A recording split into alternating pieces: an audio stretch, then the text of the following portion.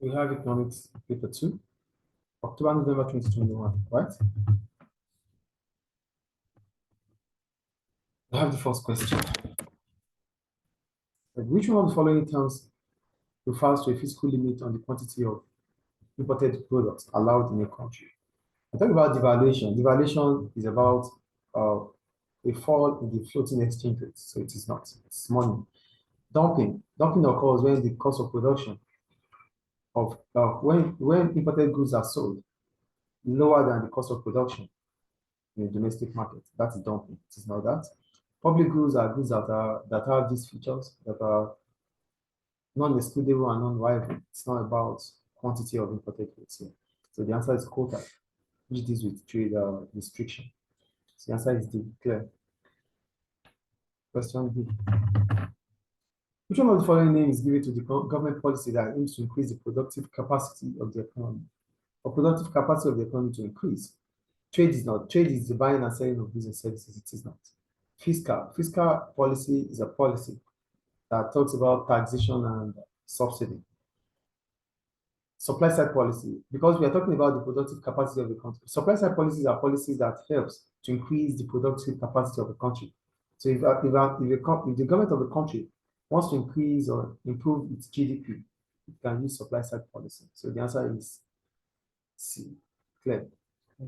And for exchange rate, it's the value of a country's currency in relation to other countries' currency. So it's not about productive capacity. Clear. Go to question C. What is meant by the term downturn? When we talk about downturn, we're talking about a period in the economic cycle where the growth is slow. It's downturn.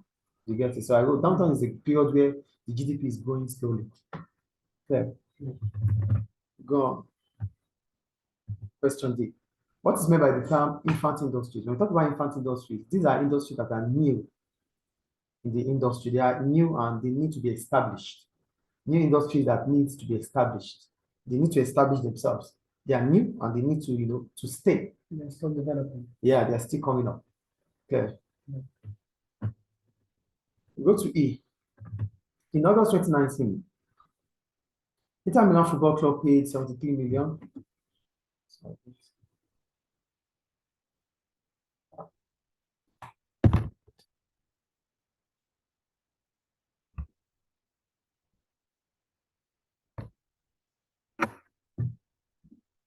Said in August 2019, Inter Milan, an Italian football club, paid 73 million pounds to Manchester United for the transfer of footballer Lukaku.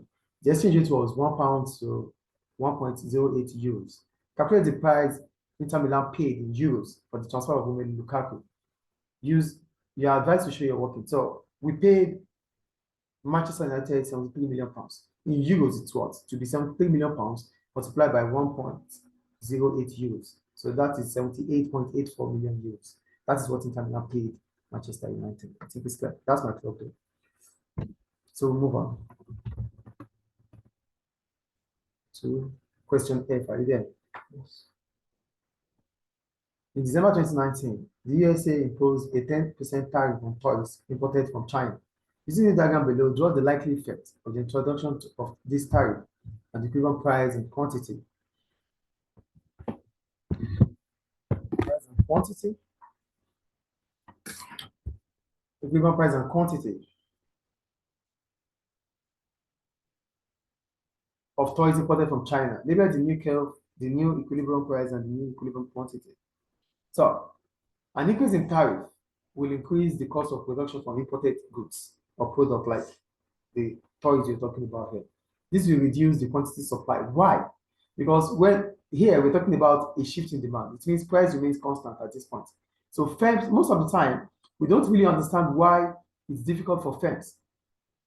We don't really understand why firms would always want to reduce the quantity supplied in the market when price reduces or when there's an increase in cost of production. Do you really know why? You don't get my point. What I'm saying is this. It is expected that when the price or when the cost of production increases for firms, they tend to reduce the quantity supply in the market. That brings about shift in the supply curve, right? But what causes it? Why can't they easily increase the price to supply more, right? They can't because here it is a non-pricing factor, which means which means price is constant, ceteris paribus. So we cannot do anything with price at that point in time. That is why firms would rather reduce the quantity supply in the market. Do you get why now? So as soon as firms reduce the quantity supply in the market, there will be shortage. So now they can respond to increasing price. Do you understand now? Yeah. So an increase in cost of production would reduce the quantity supply in the market, shifting the supply curve leftward. At that point in time, there's going to be contraction in the demand curve, bringing about a high equilibrium price. Is it clear? Yeah. So any question about that? No. We'll move on. Question G, right? It said, explain one disadvantage of economic growth for a country such as Malaysia. So economic growth implies to an increase in the country's GDP, right? So one problem about economic growth is that it brings about inflationary pressure. So an economic growth of 4.9% meant that there will be need for the use of there will be need for firms to buy more, to use more factors of production, the economic resources. But using the factors of production, which are already scarce, will mean that the cost of production will increase, bringing about cost push inflation. Okay, clear. Okay, that is G. We go to H. Are you there? Yeah. Kenya's annual inflation rate increased to 6.27% in July from 5.7% in the previous month. Kenya Central Bank base rate for July was 9%. So, with reference to the data above and your knowledge of economics, analyze how monetary policy can be used to control inflation in a country such as Kenya. First, what is monetary policy? Monetary policy is the use of money supply or interest rate to stabilize by government to stabilize price within the economy. Clear. Yeah. So Kenya government might use contractionary monetary policy, which is high interest rates. Okay. So using high interest rate to stabilize the price through what? So a high interest rate will bring about incentives to save. So people will do more of savings than borrowing. As a result of that, consumption would fall, spending within the economy would fall. Demand pull inflation would reduce. Clear. Yeah. A high interest rate will also, the second one I wrote is about a high interest rate which will lead to the demand, an increase in demand for a country's currency. The demand for country's currency will increase. Why? Because people would want, foreigners would want to save more in the Libyan bank, for example, because there's an interest rate. So an increase in interest rate will appreciate the country's currency. So are you with me? An increase in interest rate will appreciate the country's currency because the need for the country's currency will increase, appreciating the country's currency. That would mean that the exports would become expensive and imports will become cheaper. So as soon as your country's currency appreciates, it buys more. Few of it buys more of other countries' currency, which means what? Does it mean it also sells less? Yeah, but it means it can buy more. It can do more of imports. So yeah, so more of imports means firms that rely on importation of raw materials for their production will find it cheaper. As a result, reduces the cost of production for those firms, bringing about reduction in the cost push inflation. The first one I talked about is demand pull inflation reducing, and this one will bring about cost push inflation reducing. Is it clear? Yeah. Any questions about that?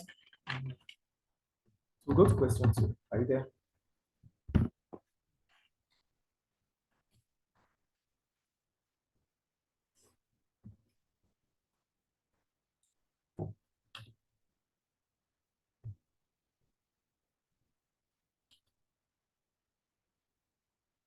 Question 2. Are you there? All right. It's a depreciation in the country's exchange rate is most likely to lead to which one of the following? When the country's exchange rate depreciates, we're talking about the floating exchange rate. It will bring about. It's not going to be low inflation. No. It's not going to be low inflation because inflation is about. It could be through interest rates. High exports. Yes, it's high export because the value of the country's currency would have fallen. That means more of the country's currency is needed to buy few of foreign currencies. So that would make exports to become cheaper. So high exports there. The answer is B. Increase unemployment. It's not going to increase unemployment because it might even increase employment rate. because the country will be able to do more of exports. So demand for the country's goods will increase. So employment opportunity might increase. Increase budget surplus. It will increase budget surplus also because an increase in export will improve the balance of payments. Is it clear? Yeah. So the answer is B. Clear? So which one of the following terms may refer to someone having a lower standard of living in comparison to the average person in society? It is not absolute poverty. Absolute poverty occurs when you don't even have the means to sustain or to survive. That means you don't have the ability to buy the basic needs. That is absolute poverty. And income distribution talks about the level of income within an economy. So it is not about poverty there. It is relative poverty, which explains the definition of what I just said. Then we go back to poverty, and the last one is poverty trap. When we talk about poverty trap, it simply means it's a mechanism that makes it difficult for people to leave poverty. So it's a mechanism that does not allow people to easily leave poverty. Why? Yeah. One of the reasons for poverty trap are one, decrease in access to education. When you don't have access to education, you're in poverty trap. Do you get that? High levels of crime, high levels of vandalism can also bring about poverty trap. Get that? Low access to health care can also bring about poverty trap. Clear? And lack of high-paying employment can also bring about poverty trap. So look at all these mechanisms I mentioned now. They would lead directly towards poverty trap. That's why I say poverty trap is a mechanism that makes it very difficult for people to leave poverty or to escape poverty. Is it clear? Yeah. Any question about that? Move on. So go to question C. State one effect on the balance of payment of improved quality of domestic goods. So if the quality of domestic goods improves, it means we don't need imports anymore. Our products are good. So that means lower importation for that economy, high exportation for that economy, increase surplus for that economy, it reduce deficit for that economy, improve balance of payments in that economy. So anyone you write is fine. Is it clear? Yeah. Question D. What is meant by the term fiscal policy? When we talk about fiscal policy, it's the use of taxation of government spending or subsidy by government to achieve macroeconomic objective. Clear?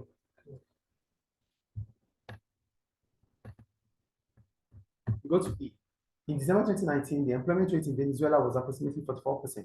This was much higher than the previous December's figure of 35%. Explain one impact of increasing unemployment weighs on business confidence in a country such as Venezuela.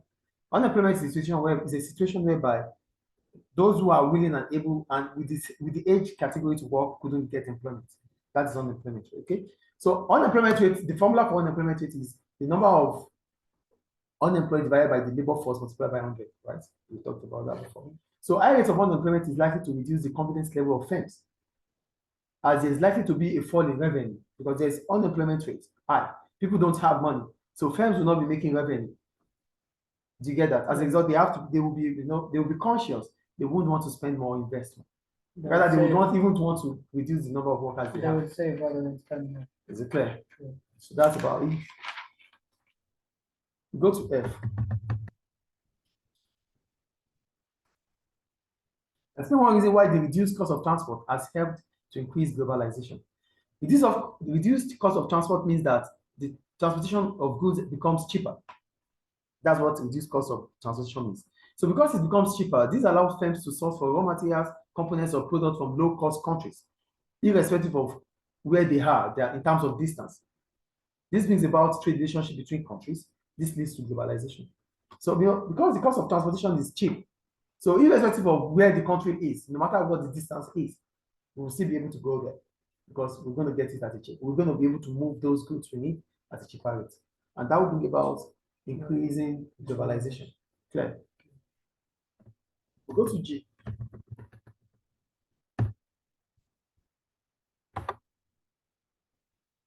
So it said access to, okay, it's free, okay. It said with reference to the data above and your knowledge of economics, assess the use of investment in healthcare to reduce the level of inequality and poverty in countries such as England.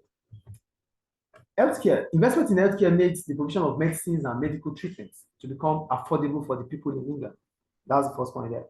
So it is a social cost, but it has more external benefits than private benefits. It's a social cost. Healthcare is a social cost. It's a social benefit. Oh, sorry, it's a social benefit. Sorry, Yeah, social benefit, sorry. Yeah, it's a social benefit, but has more external benefit than private benefits. Clear? Yeah. So free access to healthcare implies that illness can be treated at a cheaper rate. This may improve the life expectancy of people in England. Clear? Yeah. Healthcare can also provide jobs for doctors, nurses, and those that have career in health sector. Clear? Doing this means the living standards in England will improve in that sector. Yes or no? However, free healthcare is an opportunity cost. As government spending on healthcare in England might mean that spending on education, infrastructure, or electricity might reduce. Clear? Aside that, because healthcare is free, it means the demand might be more than supply. That's another problem. Healthcare is free, so the demand might be more than supply. That's why most of the time NHS have problems about not being able to supply, not being able to give services to people. Healthcare is free. Okay. This means the demand might be more than supply, excess demand. So this puts pressure on NHS, the national health sector. Do you understand? Yeah. Is it clear now? That's another problem there. So, it might lead to inefficiency because they won't be able, market failure, they won't be able to supply. The NHS will be under too much pressure, so they won't operate as efficiently. As efficient as they should. Yeah. Clear? Yeah. Sorry. It's here. Go to question 3.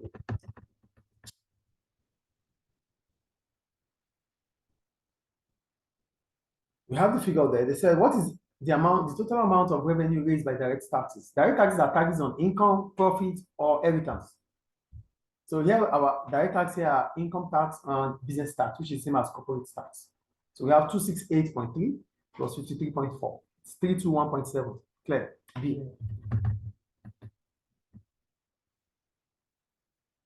Now I have to explain this. A government can try to stop its exchange rate from appreciating by increasing interest rates. If government is increasing the interest rate, it means the demand for the country's currency will increase. It will appreciate the country currency. It is not A. Selling its reserves of foreign currency. If the government of the country is selling its reserves, it means the demand for its currency will increase. It will appreciate its currency. Clear? It is not B. Buying its own currency. If the government of the country is buying its own currency, it means the demand for its own currency is increasing. It will appreciate the currency. Clear? It is not C. Selling its own currency. If the government of the country is selling its own currency, it means the supply of currency would increase. And increasing in supply means the currency would depreciate. So the answer is D. Is it clear? Yeah, I didn't get it at first. I did A. No. All A, B, C would bring about appreciating the country's currency. But government wants to stop. And to stop, you have to sell. Supply has to be increased, right? When supply increases, what happens? Price falls. It will depreciate. So how is the increase in interest rate brings about appreciation of currency? Yeah. An increase in interest rate means people would need more of your currency to come and save in your country. The demand for your country's currency would increase. That will bring about appreciation of currency. Is it clear? Any question about that? Done. Go to C.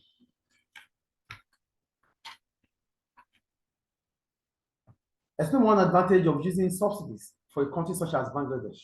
Subsidies is financial help from government to reduce the cost of production. With subsidies, the cost of producing clothes in Bangladesh will reduce. Yes or no? As a result, makes it internationally competitive. Exports will increase and may improve the balance of payments, current accounts of Bangladesh. Clear?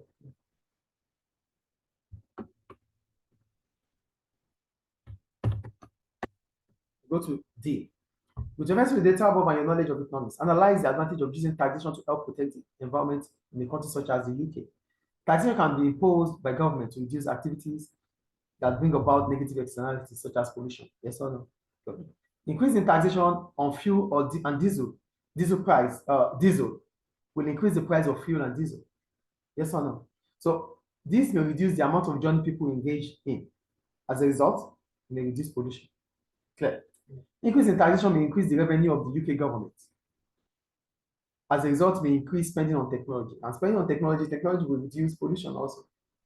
Yes or no? Good.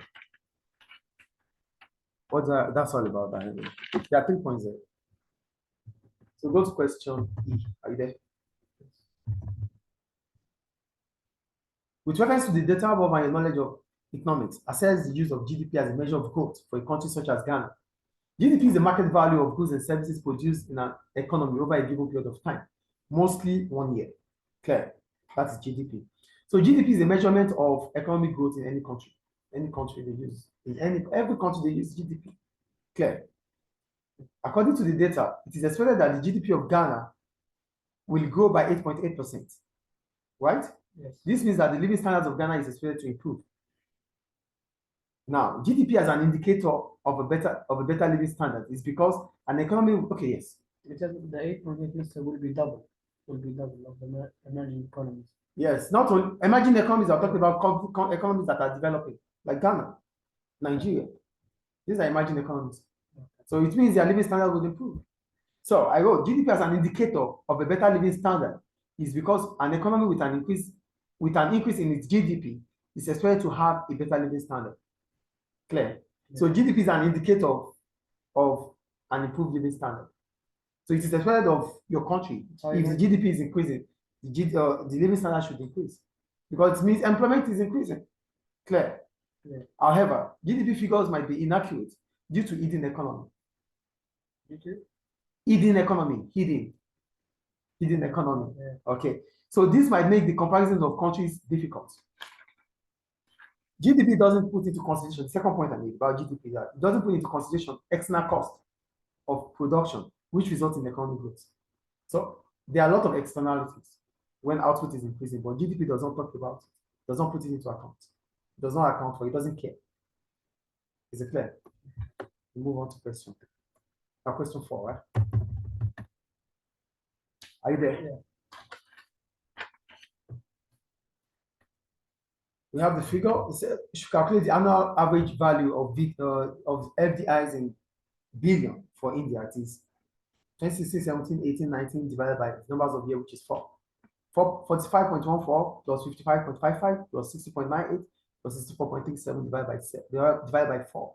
So give us 56.51 billion. Clear? Clear, please. Clear. Did you get it? Yes. Okay. With reference to the data above and your knowledge, our knowledge of economics now is our knowledge. And we should analyze the benefits of India from being a member of a trading bloc. First, what is a trading bloc? Trading bloc are a group of countries within a certain region that agree on free trade or low or no barriers. Clear? Yeah. What are the benefits of, okay, now the benefits of India being part of a trading bloc are as follows. Number 1, it gives the Indian population the benefit of buying within the AFTA, the APTA, sorry, the APTA, the Asia Pacific trade. Yeah, the APTA. Yeah, at a reduced price with more choices. So the Indian population will be able to buy from these countries because they are within the trading bloc. Clear? Yeah. So reduce affordable price and more choices for Indian population. 2, it allows firms in India to operate on a larger scale as they have access to large customer base because they can sell to any of the trading bloc, and that increases their customer base. That allows them to operate on a larger scale, which means they can exploit economies of scale. Yeah. Yeah. The last question.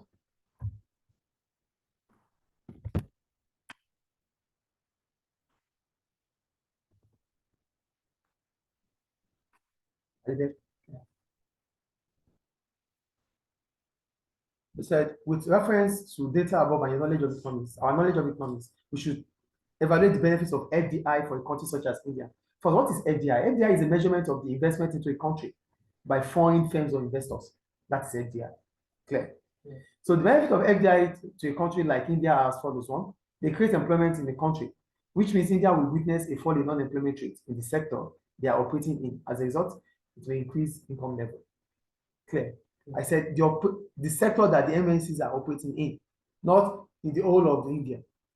To get it, if they are operating in the educational sector, so it is expected that the educational sector will have increased employment rate. Clear? Yeah. MNCs might invest on capital goods in India for smooth running of their own operation. This may lead to rapid development in India. Clear? If it's not clear, please tell me. No, it's clear. 3, government revenue in India is likely to increase as MNCs will pay corporation tax, and employees will pay income tax. Those that are newly employed. Clear.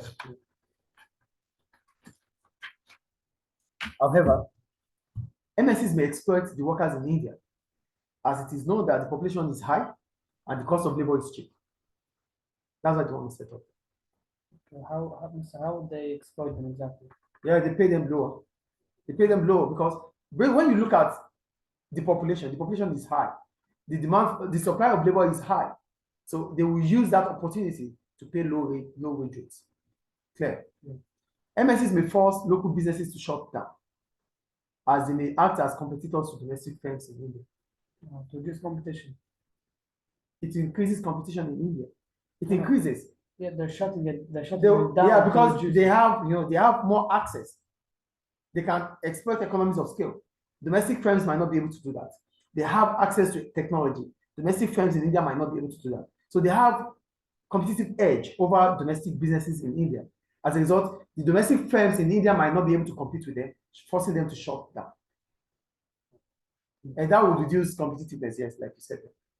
Is it clear? So that ends October, November 2021. Paper 2. Thank you.